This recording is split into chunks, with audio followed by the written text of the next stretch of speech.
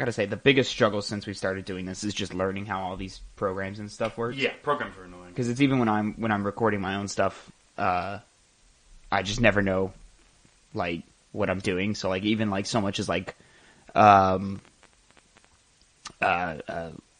leveling between the music and my vocals, like, is just a fucking pain in the ass. Yeah, using those things just seem annoying as all hell. It can be. But, you know, if it ever comes out and it's like, oh, okay, that actually sounds okay, it feels real good. Did you do anything for Halloween? I went to a party. You went to a party? I was at party Spencer was at, that he said he was going to, at Jordan's place. Had a lot of fun. I didn't hear anything about this, but okay, cool. Oh, that's right. You sent the pictures of using the dressed night up as like a little costume. knight. The gloves killed me. Grave- You sent the second picture with the gloves. I was Do you like, know that's how hilarious. difficult it was to do that because they don't show through my camera. I mean, they don't work with my phone, so Yeah. I had to like take it off and like go to the phone segment real quick, put it on really quickly, and then take it with the volume button. 'Cause you can take pictures that way. Yeah. It took a while to do that because I just Okay. like I was having to like put my whole I fan see. across the screen to get it to work. See. Yeah, Yeah. Well, you should have opened up the camera before you put the glove on. I did, but then it was like, oh, I gotta move the screen now because it's too far Or away. you could probably use vocal commands. Can't you? Like a little "Hey Siri" or something. Or I didn't know you could do it with the camera. I just controls. squeeze my phone because that's what the Google Pixel does. I can just squeeze it and then tell it what to do. Like when you're like on the side of the phone without Yeah. touching the screen. Yeah. Just like, oh, that's cool. I just give it a little squeeze. Like, yeah. A little squeeze. Sometimes it thinks I'm squeezing and I'm not, but you know that's rare. So Oh, I guess it would zoom in just outside of the camera function as well. no, I mean it works like I can just like send a text or search something or all that nonsense. Okay. Anyways, so how was that? It was fun. It was fun. Yeah, we had a lot of fun. Just hung around. That's Made great. some pretty good chicken wings if I do say so myself. Ooh, I like chicken wings. I had chicken wings last night as well. Yeah. Oh yeah, what were they? Wings They were just from work. So yeah, wings at PJ's. yeah, Oh, okay. They're pretty good. Or are they wings? yeah, they're alright. Nice. Yeah, they're good. So all of it's like baseline, like for the most part, good. Yeah, I mean, I've never eaten at BJ's and said, man, this is terrible. Always like, that's good. Say that again. I've never eaten at BJ's and said, this There is we go. terrible. Yeah. You said something else at first. I was like, that's interesting. Anyways, all right. Well, let's just get right to it, shall we? Yes, we can. All right. What's poppin', players? Welcome back to the Two Penny Gamescast Ep.15. I am your host, Tavin Bothel, here with my good friend and co-host, Connor Elliott. Say hi to the people, Connor. Hey, guys.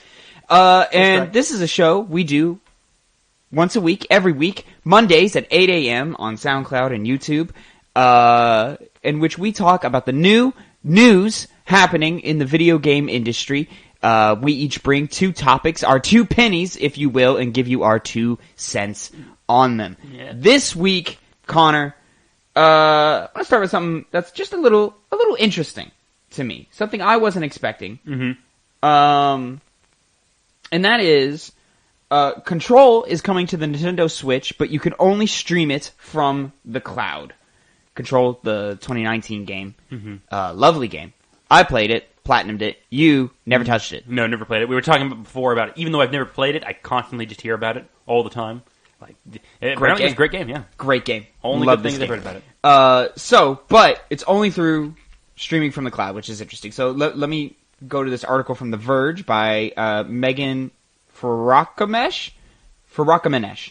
That's a mouthful of a last name, Megan. Yeah, it is. But good on you. Remedy Entertainment's critically acclaimed supernatural thriller Control is arriving on the Nintendo Switch. Nintendo announced during a mini direct presentation, Control Ultimate Cloud version is available today. In order to play the game, you'll need a Nintendo account to access cloud service and a persistent, high-speed internet connection to play the game. Any interruption in the connection will cause it to disconnect in minutes. In order to buy the game, players will be required to use a launcher application to test that their connection can handle its requirements for 5 minutes. It will also require buying an access pass priced at $39.99 or basically just $40. And then there's also been some footage of it released from Tom Warren's Nintendo account, or I'm sorry, Twitter account, in which he showed it off, and then I read some impressions and listened to some impressions over it, and it seems to work as well as any cloud streaming game. In which case, if you have the internet, sure, it's all right. If you don't, probably not for you. What's most interesting to me about this is it's on Switch. Yeah, I mean, that's a weird console to do this whole deal on. It's a weird console for this game to live on. It's a weird console to stream games to. I would never think this is not a streaming console, especially because Nintendo was infamously terrible at managing their networks and getting everything up to date. Like they're still in like the 2007 era. Yeah, I know. It's ridiculous. I remember vividly us playing the Smash Bros. Brawl on Wii, and to talk to each other, we just had to call each other. Call each other on the phone. There was no voice chat. I kicked your ass in. Yeah, I did. Really I did kick your ass back in the day. Now, not so much, but back in the day, used to thrash you. Yes, very much so. But not anymore.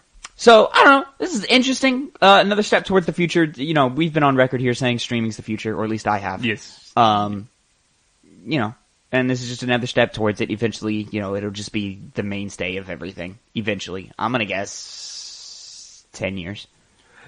That being said, though, Nintendo's really become the king of just doing really weird things with their games. I mean, you had the Mario collection that's only available until what was the date? Something in March 31st. March 31st. March 31st. Yeah, March 31st. And then you have this that kind of came out of the blue for their console about it's only available on cloud.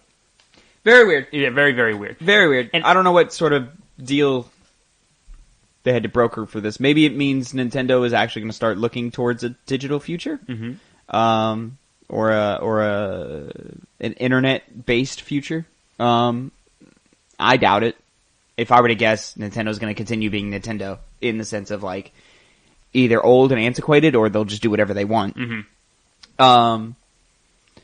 But you know, it's just a little footnote to like, hey, we should take notice of this. This happened, and it's kind of important to do that. You have any overall thoughts? Other than it's just weird that it's here. It does seem like the least efficient way to play the game as it is right now. I agree. As someone who's played the game, I mean, it's not. You don't have to be like the most like accurate in terms of having control over the player character, but like you do need some finesse. Mm-hmm. And to do it, and there's also an underrated part of the game is just kind of how. Saying it's beautiful is a weird way to put it, but like it's super visually interesting, but that's not even giving it enough credit. It's surreal, is what I've seen. Yeah, like the visuals do matter in that game. It's all kind of grayscale and, you know, like flashes of red or whatever, and it's an office building. But it's the way it's constructed, you know, it's high fidelity in the way it's visually constructed. And to play it on Switch, which is already your lowest possible bar of power, like, for example, Doom 2016 is on Switch. Don't play Doom 2016 on Switch. No one plays it on Doom 2016. Play it on PC, play it on PlayStation, play it on Xbox, play it on, you know, a big old screen with, you know, all the bells and whistles, because that game is really, really good to look at. And it needs to run at that high fidelity with all that detail. I mean, it runs on Switch. I have it on Switch. I've played it on Switch. It's Doom, and it works, but when you played it on other consoles and platforms, it's just not. It's not night and day, but it's just such a like. Okay, this is how the game was meant to be played. Mm-hmm. So I feel like even if the game came to Switch Control, that is, came to Switch on like a normal basis with like your disc or your buying digitally or whatever, I still would be like, you should probably play on somewhere else though. And then add that to the fact where it's like cloud streaming, where you have to deal with some latency and controls in a game that like you kind of need it. I mean, it's not like it's not like Doom where every shot matters, but it does matter. Mm. You know, you don't want any latency screwing you over in that game because it can be punishing. And the passageways in that are so convoluted and narrow. Like, I'm just imagining, like, all the times you're like, went too far. Didn't go far enough. Okay, now I'm facing a wall. Now I'm in a wall. And that would just be a pain in the ass to have to deal with. Yeah, control is important in Control. And just Switch doesn't seem to have the capabilities to function as well as the ones you played it on, or the other platforms it's available on. Agreed. Yeah. But Connor, speaking of not being capable. Yes. Halo is back in the news.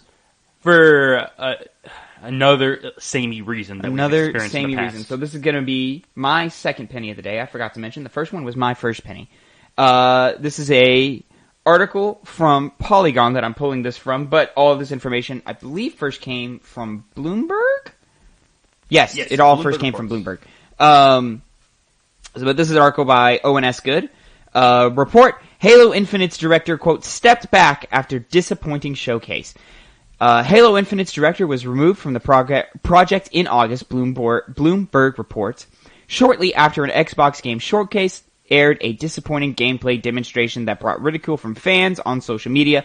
In a statement to Bloomberg, Chris Lee confirmed he had, quote, stepped back from Infinite and was looking at future opportunities. Microsoft, in a statement, said Lee was still a Microsoft employee, although, quote, he has stepped back from Halo Infinite right now. He's the third senior development figure to leave the Xbox tentpole series in a little more than a year. In August 2019, creative director Tim Longo was reassigned, and executive producer Mary Olson was put in charge of Infinite's campaign development. Lee, as the Halo Infinite studio head, was still responsible for Infinite's overall creative vision and production. Olson then left 343 Industries in October 2019. In July, newly released footage of Halo Infinite looked visually dull and underwhelming, drawing jeers, memes, and insults on Twitter.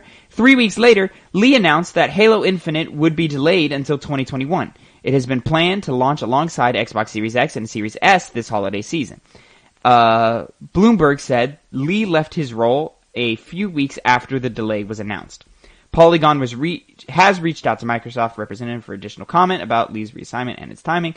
Lee's statement at the time didn't acknowledge the reaction to July gameplay demonstration, but he reasoned, quote, it is not sustainable for the well-being of our team or the overall success of the game to ship it this holiday. He mentioned that COVID-19 global pandemic has been among the development challenges the game faced. Then the rest of that's just that. Sorry, quick mention. The writer for that was Owen S. Good. I feel like we needed to attribute to that. No, yeah, I threw that in there. Oh, I didn't hear you. Yes, sir. It's almost like I know how to do my job. Well, stop derailing me. Stay in your fucking place. I think I heard something different, just saying. Anyways, so this is rough. Well, optically, I would say this is rough. Yes. Let me start this. Let me give all the benefit of the doubt. And let me say, or let me hypothesize that maybe, Chris Lee, was planning on leaving, or stepping away from 343 after Halo Infinite launched. And then, they brought in the new director, to quote unquote get it back on track that we covered a few weeks ago. And then game got delayed. And then, et cetera, et cetera, et cetera. So maybe he's like, okay, well, the goalpost is so far back. Let me go ahead and step back like I was planning to anyway. Mm-hmm. That's the biggest benefit of the doubt I can give. Yeah, but when you have three different heads of this game being interchanged. Yeah, the realist in me is saying, oh, Halo Infinite is in more trouble than we thought. Yes. And do you think some of that's a little bit over-exaggerated? Because I know you and me personally weren't really... jarred. We liked the demo. Yeah, I had no problem. We enjoyed the demo entirely. Was it visually the most interesting thing? Sure, no, but do we want Halo to be the visually most interesting thing? I don't know. Not in 2020. Yeah. I don't want that. I could see them seeing that backlash and instantly thinking, well, this guy's just not going to work. Let's get rid of him. I mean, I don't know about get rid of him, but it's possible. But it's also there would have been quotes of yeah, they're almost done. Mm-hmm. They don't need me, Yeah. I've done all my work, but instead it's full confidence in the game, I'm just looking for future ventures and all this stuff. So it's oh, okay. All right, we're doing some damage control. Mm-hmm. Definitely not that forthcoming with what exactly is happening here. So now I'm sitting here wondering, do we even get Halo Infinite in 2021? It's kind of hard to say. I mean, the gameplay that they showed us looked close to done. Yeah, and they're definitely not. I can understand them delaying it with COVID and obviously the director leaving. Sure. So I think the chances of it being released in 2021 are still very much there. But who really knows how bad things are behind the scenes? Probably going to be pretty late in 2021, I assume. Could have been, yeah. And the videos that we saw could have not been what they wanted. It could have just been, okay, we need to get this game out there, we need to generate hype, show what we got going. Yeah, and then they may have done that too early. It's still no sign of what multiplayer looks like. Still no sign of, yeah. Halo multiplayer is very, very big. Mm-hmm. That may be the reason that things are trailing behind, possibly. But I saw some theories that maybe they will actually, because did we cover it on this show? I think we did. Ideas that maybe Halo will be split, the multiplayer and campaign, and will be released separately. Mm-hmm. Maybe that'll happen. Maybe now there's, maybe the multiplayer is closer to being done than the campaign is. Maybe it's the other way around. And maybe now they'll be like, yeah, let's go ahead and do that so we can start recouping on this game. Mm-hmm. Who knows? Only those at, Xbox and Microsoft know. Question, Connor. Yeah. Do you think this... Let me put it this way. Do you think there is any chance in the world this game will come out bad? Bad in the sense of just a mess, doesn't work. No, I don't think there's any reasoning for that. Halo Guardians seems to be the worst entry into the franchise. But it still worked, and it was still It was still a pretty good shooter. Even if the content that's in the game, what's happening, isn't good, the game seems functional. They've already there's going to be some changes to the game. And people liked it. Yeah, the gameplay. People liked it. And it just didn't have the fanfare that the others had. Yes, exactly. And they already have the system down. They've made Halo for years now. They've always been fun gameplay. It seems like they're obviously changing things, like adding the grappling hook, new guns, and things like that. I don't think that's enough. Those elements that they're adding to the game aren't going to prevent it from being good. So I think it's really just going to be a matter of when is this coming out? How long are they going to take with it? Because I cannot possibly. If it were me, I would wait until it is perfect because I don't think the franchise can afford another entry like Guardians. No, they couldn't. Two, Xbox needs a frontliner in terms of first-party exclusives. Now, I do believe we're getting that in studios like The Initiative and obviously Bethesda Game Studios. Mm-hmm. But 343 is a homegrown studio. Yes, and they spent this entire last generation as the frontliners. Mm-hmm. Even though they've only launched 2 games. Mm-hmm. Along with who does Gears? Not Lionhead. Coalition? It's changed. I forget. I can't remember anymore now. But they have been limited on those kinds of releases. So I can't. And also, Halo Infinite was supposed to be the big showcaser for this next generation. I can't imagine that they let this they fumble this one. So big ball, yeah. And I fully believe Phil Spencer is smart enough to be like, nah, you take all the time you need for that one. You make it, as great as you need to. I mean, they delayed it, right? So obviously they don't mind delaying. They indefinitely delayed it too. Yes. So yeah. But it doesn't damper any of my personal excitement for a new Halo because I just love Halo so much. Mm-hmm. But it does. It does now put in context of this is a troubled development cycle. Yeah, things are coming up. But who knows? It could still come out and still be great. I'm looking up Gears of War developer because now I can't. You can't get your mind off that one. Yeah, now. It is the Coalition. It is Coalition. Yeah. Okay. Yeah. I mean, I am not. It's always hard to remember that. But go ahead. I was just gonna reiterate what we've kind of been saying. I have no fears that this game's gonna be bad. It's just they can't seem to just get things in a certain motion. I think now it's a measurement of how good is it actually going to be, and when is it going to be. Yeah, it's become that question. Unless they, for some reason, just completely drop the ball, which I don't think they will, but there always exists that possibility. Well, do you see this game coming out anytime before holiday next year? It's released indefinitely. So many details about how far the game is in development and where they exactly want it are unknown to me, so I can't accurately even begin to say. I mean, I guess it could be possible, because this game's been in development for a long time. It could be possible that it's like an August or September maybe. Mm-hmm. My money is going to be November next year. But even then, part of me still thinks 2022 now. Early 2022, maybe. Well, they delayed it indefinitely, so we'll see where they. We'll find out. Until then, Connor, let's talk about something else that is just a little interesting, not exactly about video games, but is video game adjacent. Yes. Let's jump into your first penny, and that is a report from Kotaku by Brian Ashcraft. Sony is to buy Crunchyroll for over $957 million US. Fascinating stuff here. The Tokyo-based electronics giant, Sony that is reportedly going into final rounds of negotiations to buy Crunchyroll. According to Nikkei Asia, the acquisition could cost Sony over 100 billion yen, or 957 million US dollars. This comes as Sony obtained the exclusive rights to negotiate for the popular anime streaming service. Up to now, Sony has been licensing its anime, such as the smash hit Demon Slayer Kimetsu no Yaiba, to other anime streaming services. Adding Crunchyroll to its portfolio would put Sony in an even position to face off against Netflix and Hulu. Crunchyroll was founded in 2006 and now has 70 million free members and 3 million subscribers. AT&T became its parent company in 2018.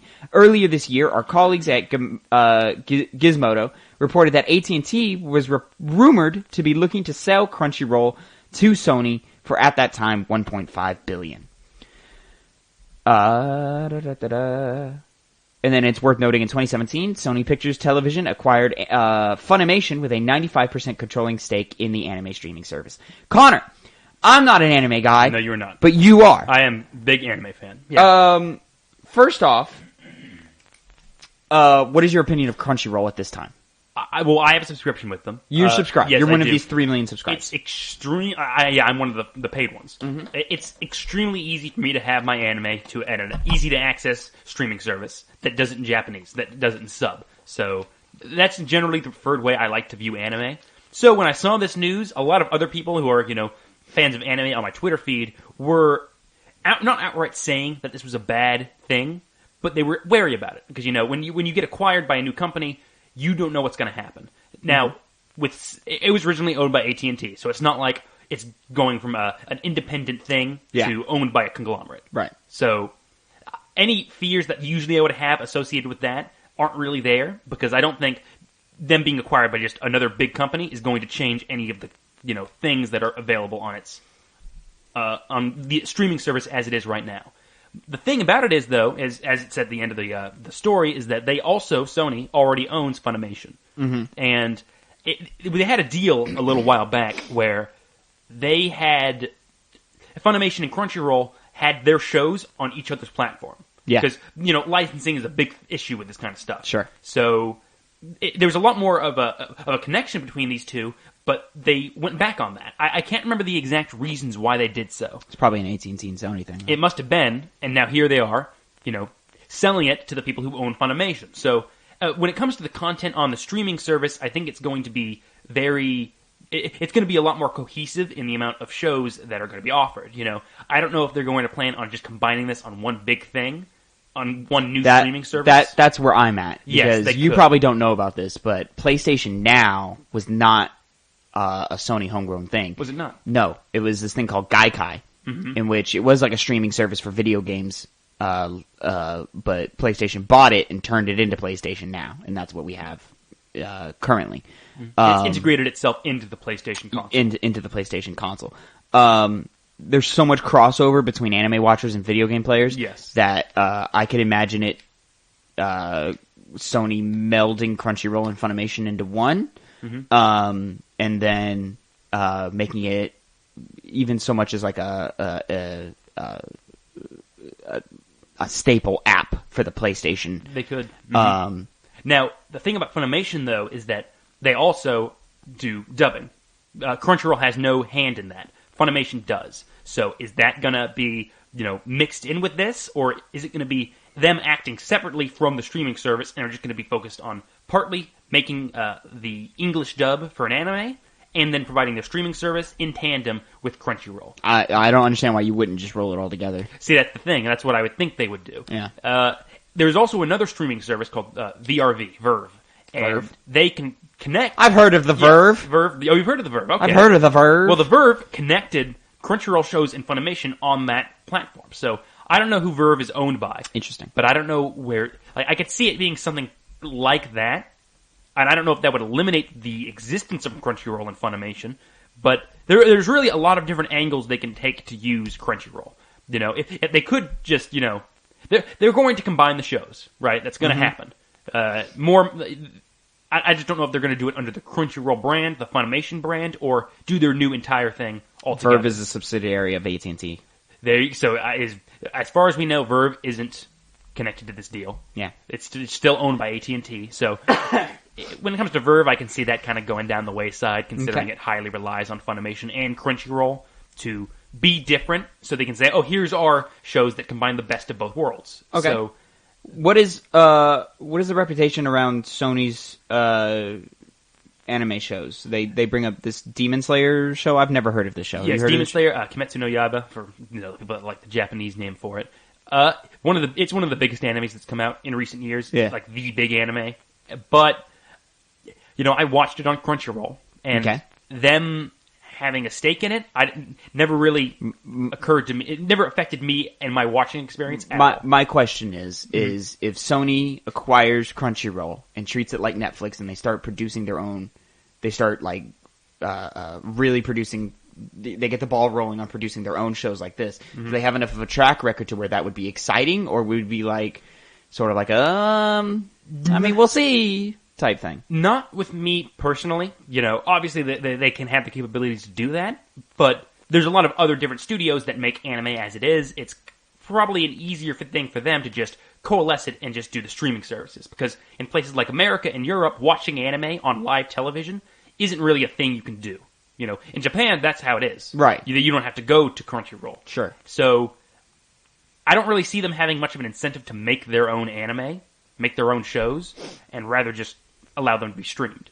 Because Amazon, it's a good thing to bring up that they've been getting into licensing anime on their platforms, and that's brought up it's brought up problems because some people can't actually access it over in the United States because they don't release it until it's finished airing in the United States. So I don't think Sony is going to do that because Funimation... So it's finished airing in the United States? Yes, and then they'll be like, okay, we're going to do it on our platform now. Oh, okay. Netflix does the same thing. I see. Yeah. Yeah. Well, Amazon does that with all their shows. And stuff, So it seems like a good deal. I can't think of any way of it would screwing over people, but at the same time, there's so many different things they can do with this. Crunchyroll could become an exclusive app to... It could become an exclusive app to Sony devices. Is it going to go that far? Are they going to operate it as a separate thing, just now owned by Sony, or is it going to be more integrated into new consoles?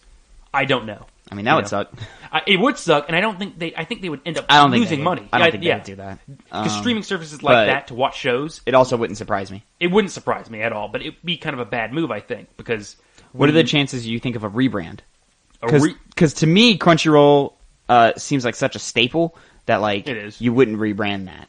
You probably wouldn't. I mean, it's already a name. It's already a name brand. Everyone associated with it. I don't know if changing the name of it would also require people to redo their subscriptions, and that might get people to back off of this, because some people just see Crunchyroll, they see it as a way to watch anime, and they don't really care who owns it, whether it's AT&T or Sony, so they just subscribe to it and watch whatever shows. So I don't think Sony interfering with that and making it to where it's something like console exclusive would be in their best interest to get the greatest amount of watchers on their platform, on their streaming site.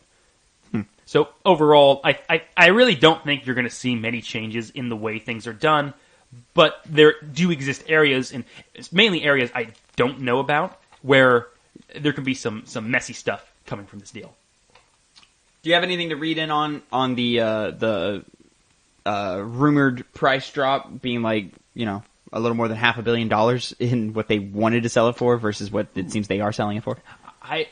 I'm not really good at these kind of deals, like analyzing them and such. Sure. So I don't know what would, why it would go from 1.5 billion to 957 million. Yep. Is what it was. Yeah. I mean, maybe. To me that tells me that Crunchyroll doesn't bring in enough revenue for AT&T's liking. Mm-hmm. You see, and they're more they would rather get rid of it. To which my question is, okay, well, why? Well, one of the issues with Crunchyroll, from my experience, to be honest, I haven't messed with it in a while. They may have changed it, but when I was signing up for it, the way they do it is, okay, here's a year of Crunchyroll for $60, or whatever the rate was. And that's it. It's not like other streaming services where it's per month. Like, it's gonna rebill you at the end of this month, and you just have to. It just keeps doing that until you cancel it. So with Crunchyroll, they easily could just, they can change up that subscription service to make it on that monthly basis rather than just the one-time buy for the whole entire year. And doing stuff like that, I could see that being a reason why they could acquire Crunchyroll and then make it more popular. Operate it in a different way. Okay. Sony being Japan-based, is there any chance this actually helps Western fans out a lot more, and they will see a lot more access earlier, and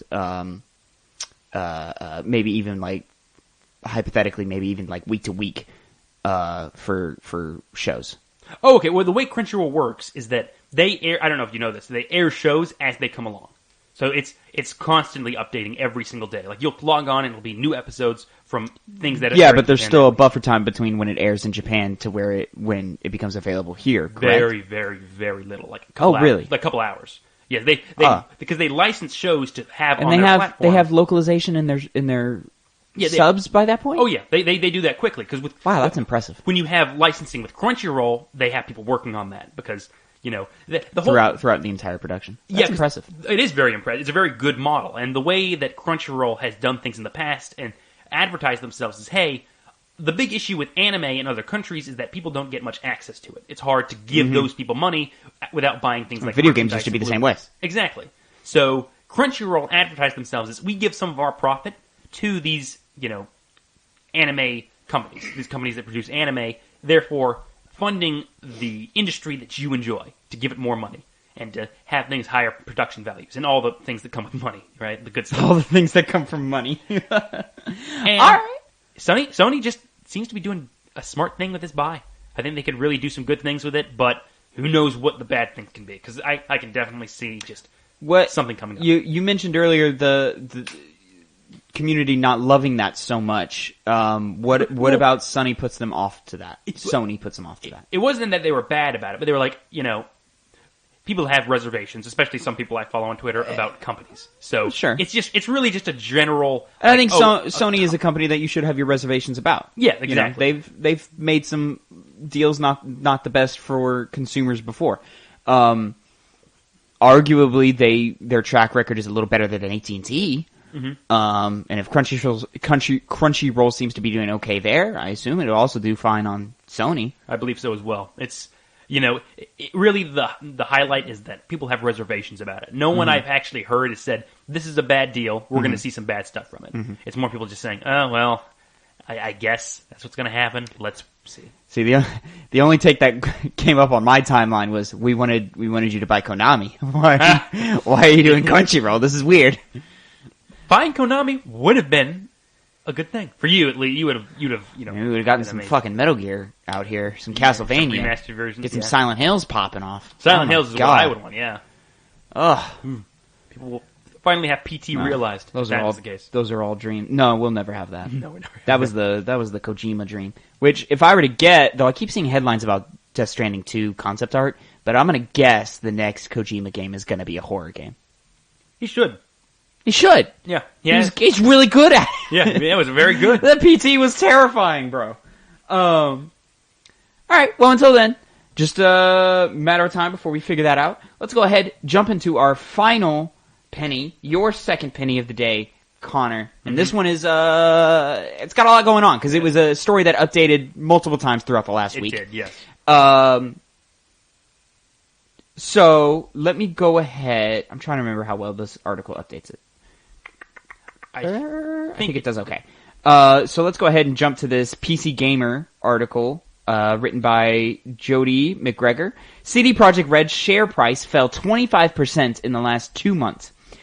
As GameIndustry.biz notes, CD Projekt Red's share price peaked in late August with a market cap of 42.4 billion Polish zloty.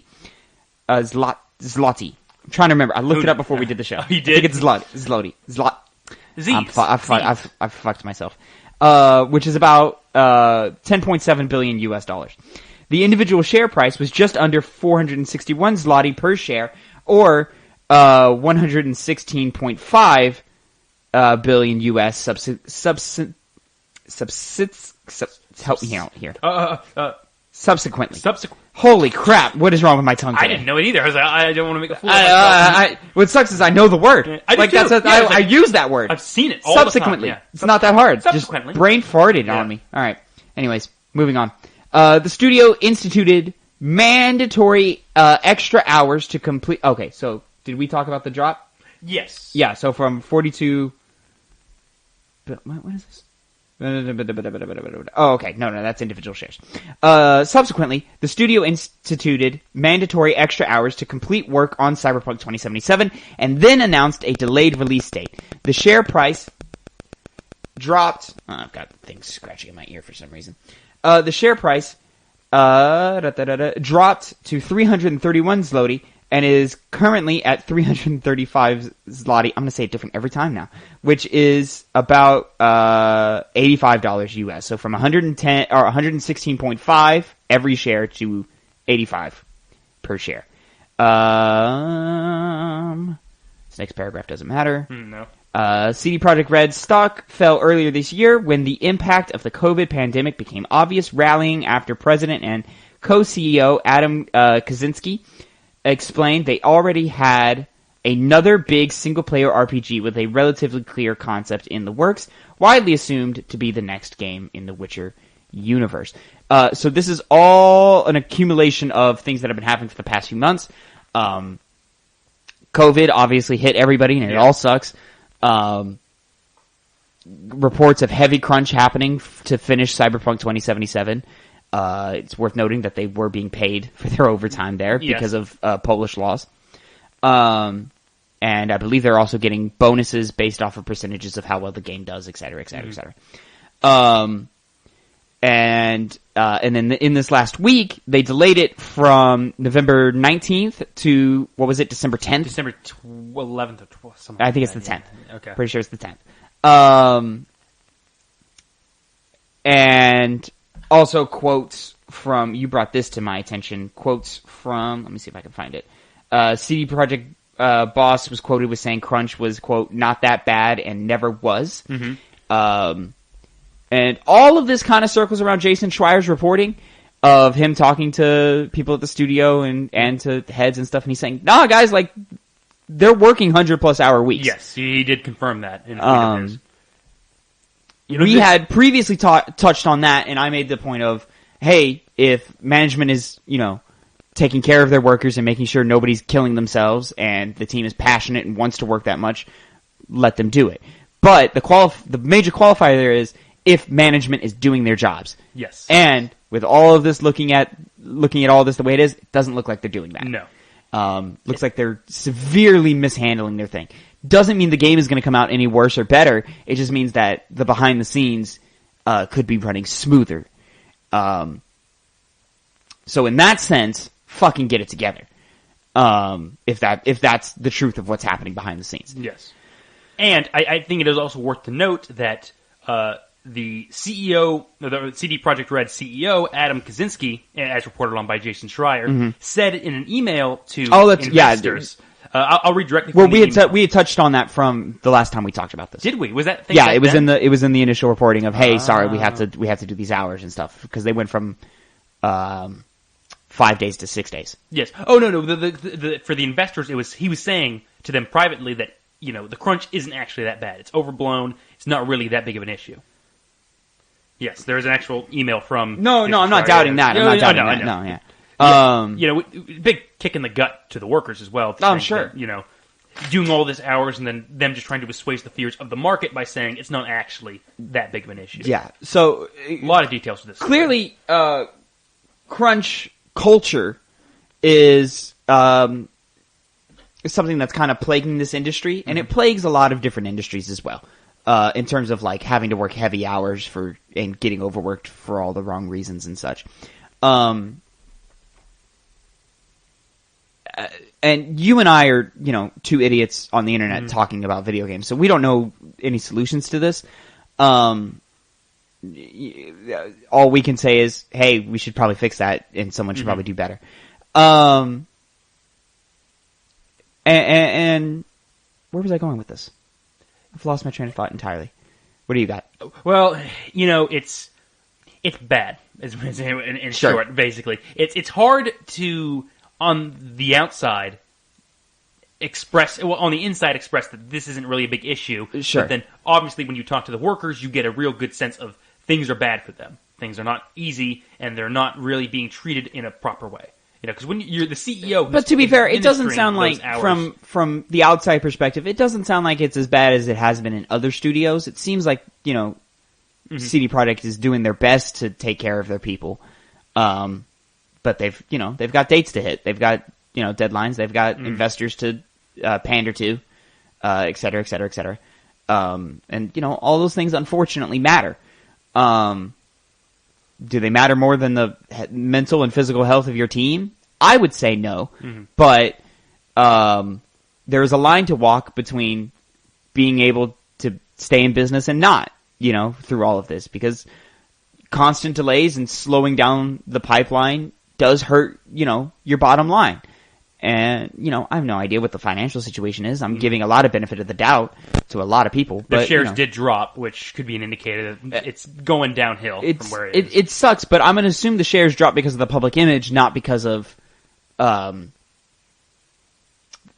team. No. It is definitely tied to the fact that people were upset that CD Projekt Red was delaying it. We should really, really, really touch on, this is not something to punish developers or to punish even CD Projekt Red about this. Like, this is just unfortunately what they have to deal with to get a game of this level done.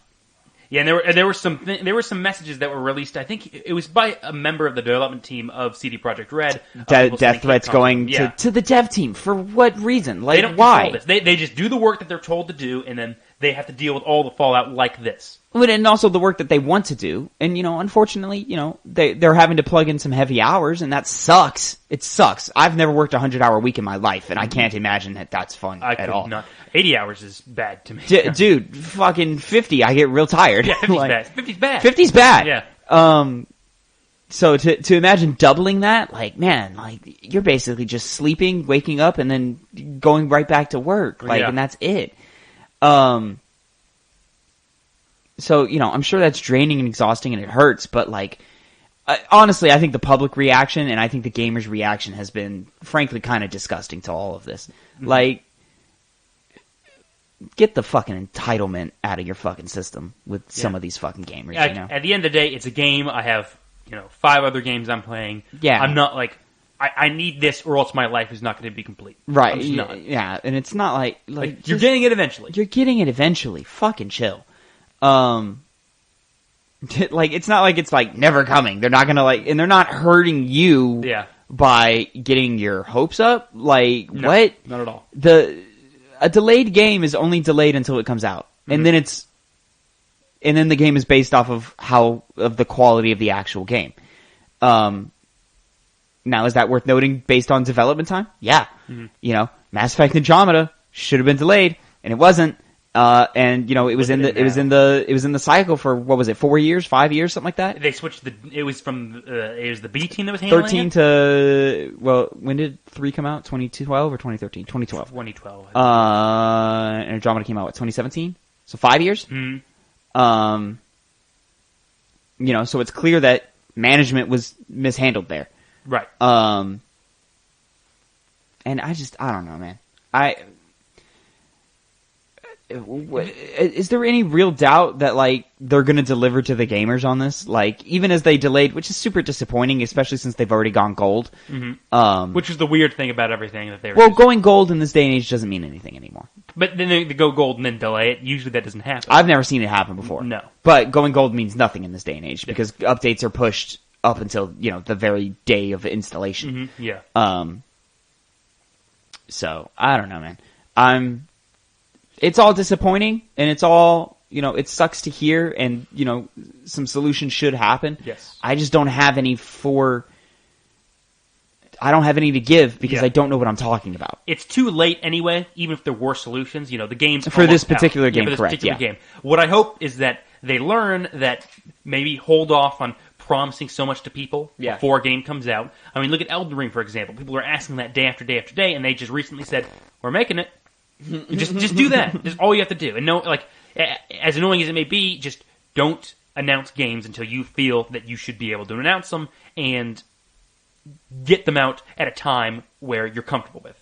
Well, to be fair, they don't know the issues that they come across until they come across them. That's true. That's kind of the issue with That game is development, is that, from what I hear from. But there has to be a dev certain teams point and where stuff. they realize, like, okay, now we're like actually getting to the area where we're almost done with the game, you know, and like maybe like even 3 months out, and say, okay, now we're gonna announce this game coming out. This is a symptom of how much it costs to make big AAA games like this, and then how inherently expensive gaming is as a hobby anyway. Mm-hmm. You know, most people are not like us, where we play, double-digit games all the time, every year. Yeah. Most gamers buy, their 3 or so games, and then that's it. And they have to be really specific, or maybe, there's some gamers who only buy 1 game a year, because that's all they can afford. Yeah, and So they have to be really specific about what they buy. So it's important for these big companies, when they're competing for that 1 game, to get that notice as soon as they can. And if that means 3 years early, then that's what it means, Mm-hmm. So, and then, a release date looks good to investors. So Yeah, they always like that round number of just like, Yeah. that's the 21st of November on 2021.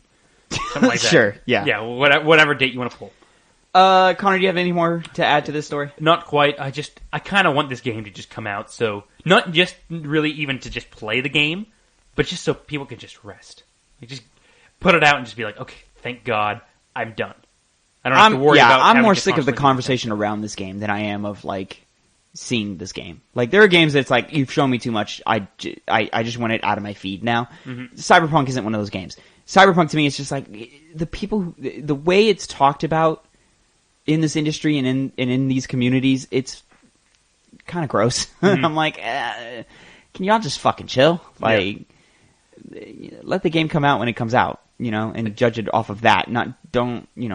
Yeah, Especially because, like, sure, I can see someone who's like, hey, I don't want to support that crunch mental, that line of thought, but, not buying this game just hurts the people who made it. Mm-hmm. And they seem to be pouring every ounce of energy they have into it, and they seem passionate about it, and it looks incredible. So yeah, looks amazing. So, really, just let's get by this. Stop harassing employees. God, you're a piece of shit if you do that. Quit crunching workers. Like, when you don't have to. 100 I mean, hours. you don't have to. 100 hours is too much. It's it's way beyond too much. Yeah, even in the conversation of overtime, 100 hours is too much. Like, 60 hours, I've heard that before in the past. It's like, that's It bad. sucks, and every job has to do something like that. It's still bad. It still shouldn't be just... No, yeah, completely no, and I'm not accepted, saying... No, but it's still a problem. it's not 100 hours. Yeah. That's the point I'm trying to make. But no, yeah, we'll just see how. Hopefully they get their money back on this. Hopefully the developers get some enjoyment out of this game being released and being received well by everyone else. I agree. Mm-hmm. And I hope it's the big innovating RPG game that we all hope it is. I mean, it's the crossroads of next generation. Like, which way is it going to go? Is it going to go in the rest of the way that Cyberpunk's amping their own game up to be? So, a more fully realized world, greater customizable choices. This is going to possibly make it to where that's going to be the next normal going forward. Sure. Yeah. Or it's only like the beginning ideas of what we can expect. Yes. In next gen. I mean, good news for me is I don't have to worry about upgrading my copy from a PS4 to a PS5. So no, you don't. Yeah, that's a little selfish little note there. Like, hey, it's gonna be on that the whole time. Connor, yes. Let's go ahead and jump into what we've been playing this week. Mm-hmm. We talked about this a little bit. Not so much. Nothing at all. Not so much. I've been playing more Genshin Impact. I mean, it's been doing good. It's been doing good. It's good. Cool. Yeah. I'm happy you're happy. Mm-hmm. I have finally done it, ladies and gentlemen. Ah, I have completed my first run in Hades. yes. Huh? That's an achievement. It is an achievement, because it's fucking hard, dude. Yeah. It's a hard game. And I feel like so far behind because my timeline, it's like, yeah, I've completed like 20 runs. And I'm like, how? How have you already? Maybe it's those Dark Souls players, Tavin. Yeah, no. Wow. Dude, this game is amazing. It is incredible. The way it just continues to unravel itself to me and introduce new concepts and story threads and all these things. Holy crap. Like, the layers this game has are something I've never seen in this specific genre of roguelikes, at least. But it's, like, also just impressive on any other level that you look at it. It's like, because the way the story is unfolding to me, bit by bit by bit, layer by layer by layer, I'm like, holy crap, where is this going? There's some twists coming. I can feel them coming. They're coming. You know, why have I only just met this character? Why did this character not come to me earlier? And then when I did meet this character, why did other characters react to me meeting that character in a certain way? Oh, that might be some trouble brewing on the horizon. Yeah. That's interesting. Finally reaching the end and being like, oh, this is what I've been here this whole time. And then they do this thing to get you back in to do another run. Yeah. And they still leave you with questions. They actually give you more questions at the end where you're like, oh, I gotta get back there. Yeah. I gotta do it again. I have to do it again. And then you sit there and you go, but I've done this run so many times already. How can they keep it fresh, keep it interesting? Connor, they kept it interesting. Yeah. Holy crap.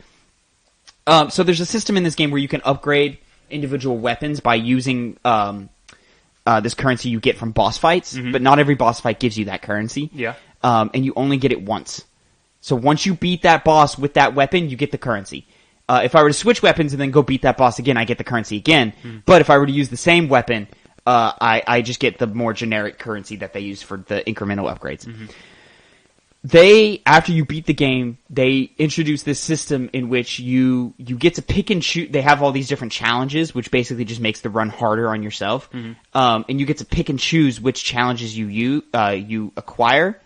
And you get to pick how many you want. So, like, you can do one, and that'll give you that reward. But if you do, I assume the way it works, because I haven't beaten it again since. And I haven't been using these challenges because I just haven't needed to yet. I'm still getting currencies off of all the other things.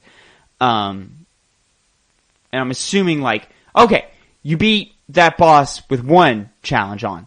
Now do it with two. And it's oh, okay. And this is all feeding into that cycle of getting stronger and upgrading your weapons. And, like, this is a whole nother, like, it feels like 15% of the game just unlocked itself after I beat it. Yeah. Like, what? Now, do you think part of this has to do with the fact that the game was in early access for, like, a year? And they had so many instances. 2 years. Okay, so they had so long to just slowly develop the game and develop the story. Yeah. No, yeah, because I've even been watching the No Clip documentary series. I have Hades. On Hades, yeah. Oh, okay. It's got a couple of parts. He's been doing it as early access was developing. And just the things I see in that, like, of early access build that I never saw before, the game looks so different. There are certain characters, like, there is a mechanic in the game where you go to the Titan Chaos. And to get to him, you have to sacrifice some of your health. Oh, okay. And then he gives you an upgrade that, can severely enhance your run. As I know it, you hop into the little thing, you lose like 19 to like 20 health or something like that, which is, it's a solid chunk of health. Yeah. And then all of the upgrades don't come into effect until a few rooms later, but during those few rooms you're actually at a disadvantage. So for example, it might be for the next 4 encounters, every time you use your regular attack you lose 2 health. But at the end of it, your special does 79% more damage. It's a lot. That's a lot. Yeah. So it's like, oh, okay, so I'll take that. Reward, I don't use the normal attack. I'll just use specials. And then by the end of it, my special will be stronger, which will, make me want to do the special anyway, and that feeds into the general build. And that's all through the character of the Titan Chaos. As I'm looking in these early documentaries, it's not what it was. It used to just be secret rooms that you would sacrifice 19 health, and then you would just get a random upgrade of any kind. And it wouldn't be related to Chaos even. It wouldn't be related, like Chaos wasn't a character. It wouldn't even be that great of an upgrade. Like, they were talking about, during the development cycle of it, they were like, hey, yeah, I went into a secret room, lost 19 health, just to gain 19 health.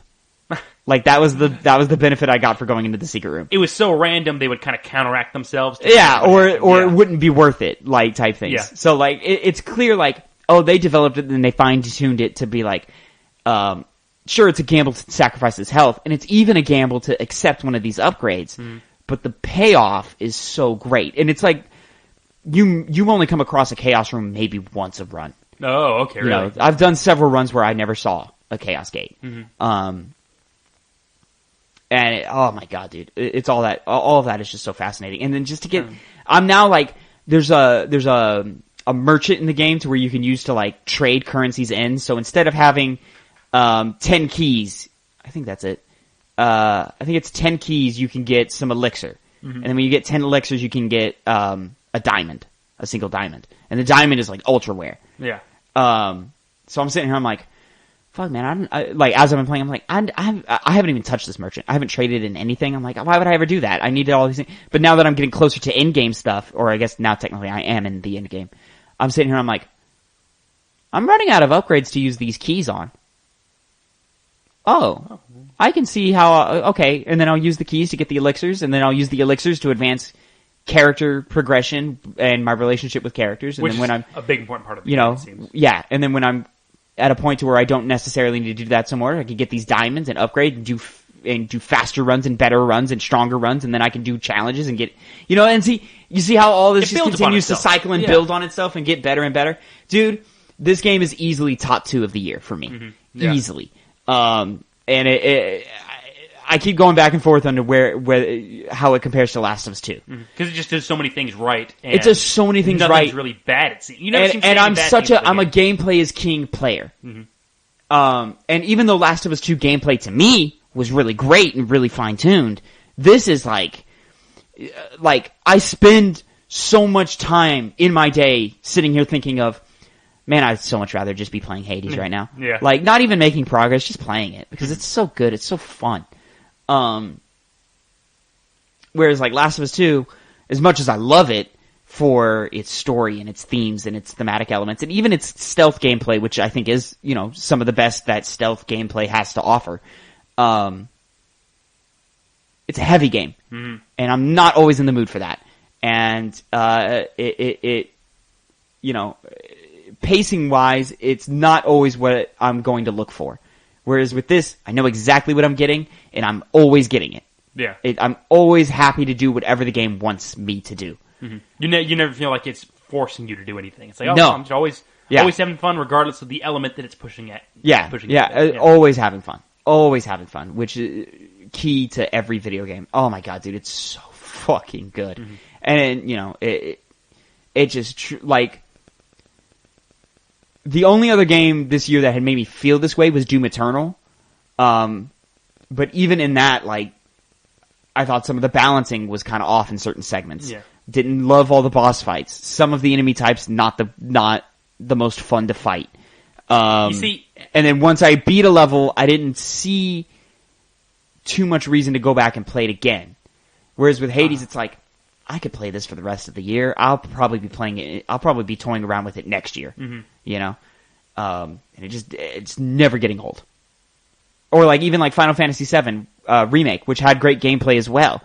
There are long sequences in that game where you're doing nothing. And you're not happy to go back to them. Or Hades, there's like sequences where it's like, okay, now live in this town for a little bit. Yeah. Fuck! I don't want to live in this town! It's boring here! And none of the side actors are good! It's gonna get destroyed later on, who cares?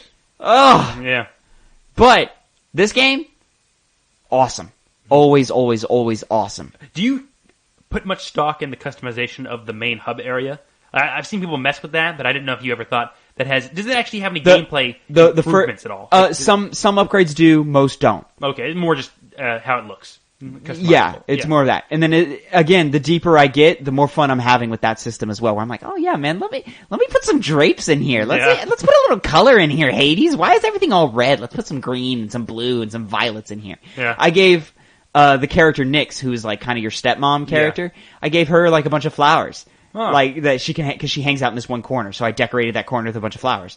And she was like, yo, I really appreciate you doing this. This is really nice. Thank you. Like, I really, really like it. Yeah, and then like that conversation led to, some interesting character development, which I never would have gotten if I hadn't bought her those flowers.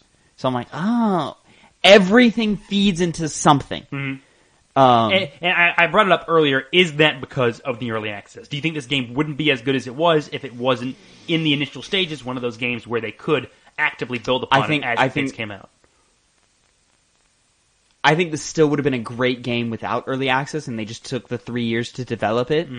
I just think mechanically it wouldn't have been as well fine-tuned. Okay. To where I can use... And I enjoy using all but one of the 6 weapons. I think it's 6 weapons. There's only one I don't like using, but I've seen other people love that weapon. Which is? It's the gun. Oh, okay. It's this gun weapon. It doesn't have any punch, and all the other weapons have some type of punch to them. Does it shoot out like circles, like little dots almost, like kind of like buckshot? No, I don't know. I've seen. No, it I've works seen as it works. I think there's an upgrade you can get to turn it into a shotgun type thing. Okay. But no, it works as just a regular machine gun that you have to reload. And then there's also the specialist is like a grenade launcher. It's like a mortar that you can aim and stuff. And I can see why some people would like it. It just doesn't. I don't like the way it flows. Yeah, you use the bow from what I saw you. No, I don't use that one that often. Honestly. Not anymore. No, I'm more of the spear. I like the spear, shield, and the gauntlets the most. Those are my 3 favorites. The sword is okay, and the bow is okay. I'll use them. I really only use them when every time you do a run, one of the weapons will be like enchanted, and it's like a 20% increase on darkness, which is like the currency you use to get the smaller upgrades to increase. Those are like the main upgrades you use. Yeah. So I only use the sword or the bow when it has that enchantment on it.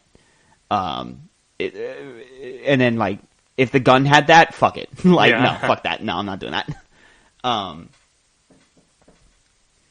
God, such a great game. And it's like, fairly well voice acted, which I appreciate, not the best, but it's solid. It seems entertaining. It's all entertaining. The talk in a way that it's just appealing. The voice acting is very smooth. Like I said, I've seen bits of them. And it's worth mentioning that like at the beginning of, you never know how a run is going to go. So you just kind of always have to commit. I was playing, what night did I beat it? Wednesday night? I can, while you say what you're going to say, I have the text. So basically what happened is I was playing with the guys, I was playing some Halo or whatever. Everybody got off. I was like, alright, cool. I'm going to kill some time in Hades. I was like, I'll do a couple of runs, no big deal. I did way more than I was expecting in terms of number of runs. I was expecting like 3. I did like 6. And I was like, fuck, man, I've been on this game for a long time. I need to put it down. Here, let me do one more. And then I was like, let me equip the shield. It's got the little 20% enchantment on it. I'll do the shield. I like the shield. We'll use the shield. And then I made it all the way to the final boss and died. And I said, fuck! I was so close. I'll be close next time. I was Even like, more close. All right, one more. It was just that constant cycle of one more. I started this last run. And I made it maybe a quarter of the way through. And I was like, oh, the upgrades I'm getting are not shaping up to be the upgrades I enjoy, I like. This build is not working out the way I want it to. So I got past the first boss, and I was like, I don't know if I'm gonna make it past the second boss.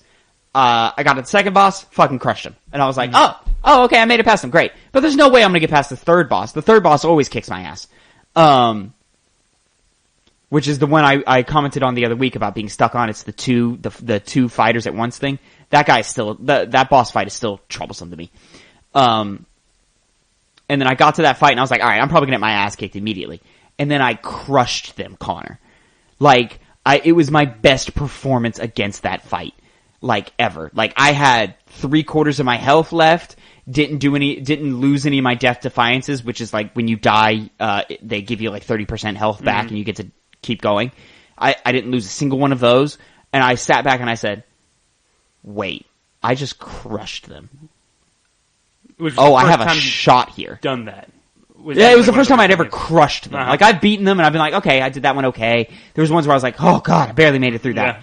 Yeah. But it was the first time where it was like, dude, I spanked them. And I went to this next area, and I was like, I think I got this. I think I have this. And then I ran through that next area, and I got to the point where it's like, okay, you can continue, or you can like sit in this area for a little while and get some upgrades. And I was sitting there, I was like, I have almost all health, all my Death Defiances. My boons are really good right now. I've basically spent this whole time just upgrading boons and getting them stronger. Mm-hmm. I have 2 more things I can get, but do I really need them? Do I want to risk losing this health advantage I have right now? Yeah. Fuck it. Let me see what happens. Mm-hmm. And then I beat it. And then I beat Hades. And I was like, oh, fuck, yes! And then I got to the end and I was like, this is awesome! I'm like, this is so great! Man, I can't believe this is how I'm ending my night, is finally winning against this game. I'm never going to play Hades again after this, because it's going to end. And then the narrative beat happens and I get sent back to the beginning and I go, oh man, that's great. And then I just out of habit, started another run. Yeah. And I made it 3 rooms in before I realized what I was doing. And it's like 4 in the morning. I'm like, oh, it's so tired. Now, was there something you needed to do in the hub area before then? Or you could have just started the run right away? I do the thing I always do, is I go around and I talk to everybody and I see how they're doing, especially after like, I made it to the end. And the funniest part about it is you make it to the end and the final boss is Hades. And this is a bit of a spoiler, but whatever. You go and talk to Hades, and Hades acts like nothing happened. Wow, you beat me? No, I'm your father. You can't beat me. And Zagreus is you're just gonna pretend like I didn't just whoop your ass? And he goes, that would never happen. Shut your insolent mouth. I'm like, oh, he's angry about it. Somebody's a little sensitive. And it was almost to the point of like, he almost had me thinking like, did I go back in time? Yeah. Like, did they send me back in time? What happened here? And I was like, oh no, he actually was just pretending, because all the other characters were... Like, you beat Hades? No, they weren't like that. A lot of them were like, wait, you made it? You made it out? Wait, that means...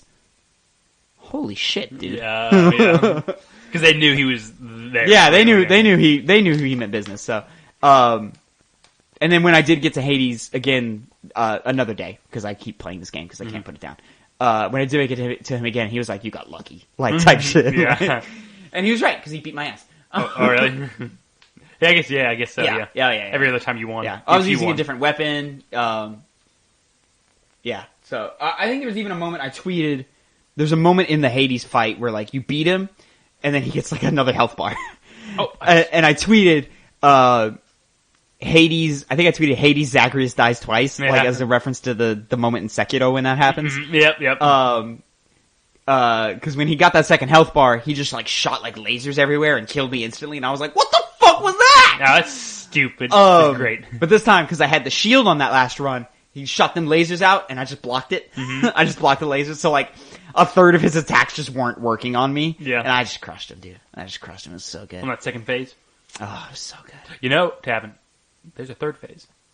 Oh my god, dude. I'm gonna lose. If he develops a third phase, oh my god. I've seen it, yeah. He has a third phase. No, you're lying. No, I'm serious. I was confused. It's like, wait a second. You beat him. Because I don't know how Hades really Wait, plays. does he really have a third phase? Yeah, I saw the gameplay. No, he does not. He got his health taken down, got it done again, and then the third one came up, he's like, okay, now it's time to finish this, or something along those lines. Wait, are you serious? Yeah, I'm serious. No, you're lying. Not a joke. You don't know this. I'm serious. Oh my god. I told you I've seen What the fuck is he going to do? I don't know. I skipped through the actual fight. It was like, oh, it's going to end, and there's going to be a cutscene. But then it was like, it ends, and he just like gets back up. It's like, but then the run ended. Like, why would the run end? Like, it even brings you, like, as soon as you beat Hades, like, there's like a stat screen that comes up, and it shows you, here's your time, here's all the boons you had, here's what you were doing. I took screenshots, because I'm, I was happy. Whenever I felt good about a run, and I thought it was possible, I just broke my pen. Whenever I felt good about a run, and I thought it was possible, I took a screenshot of all the boons I had. Just for documentation reasons. No reason, really. No, such a great game. You always do documentation like that. That's most of what I've been playing. Now that I've completed my first run, I'm going to actually put some serious time into Ori. Might as well go to the next and beat that game. So I put another couple of hours into that. Great game. Still a great game. Beautiful. Can't talk much more about it because I haven't made that much more progress about it. As to what it's still beautiful. Music's still amazing. Combat's still fun. It does feel sometimes like I'm getting hit for reasons that I feel like are unfair, but it's not that big of a deal. Yeah, I really like that game. It's also worth noting, I had planned on playing Watch Dogs Legion for this weekend, but I'd forgotten it was coming out this weekend because I was busy, and I was also just a little too excited for The Mandalorian, which came back this weekend, and it's more Mandalorian, so it's cool. I'm like, all right. You enjoyed the last one. So. I enjoyed it, and I'm enjoying this. And then I forgot about it, and then reviews came out, and everyone was like, meh. Oh, it's a meh? Yeah, it's kind of a meh. It did, Watch Dogs Legion did have a bunch of hype when it first came out. You recruit all these different people, the grandma, yeah, that the system's X-Spy, exciting, all that stuff. and all the reviews are saying, yeah, that system's cool, but it's just not enough to carry a whole game. Yeah. And from what I hear, the open world design is pretty antiquated. The marketing kind of failed on the marketing as well has failed this game. And then they're also saying how there are moments in the story that are interesting, but because there's no central protagonist that you play as, it just falls flat more than it doesn't. Kind of seems unguided when you don't have something like that to drive. Yeah, so all that kind of disappoints me with how much I enjoyed Watch Dogs 2. And I'm just not in the mood to force myself through an open world game right now that I'm not going to have fun with. And you have Assassin's Creed coming up, which you seem especially since I have Assassin's Creed coming up, and yeah, that's going to be which is when is Assassin's Creed next week? Week after that? Something like that. So when that comes, I'll have a big old report for that because I'm going to play the fuck out of that. Yeah.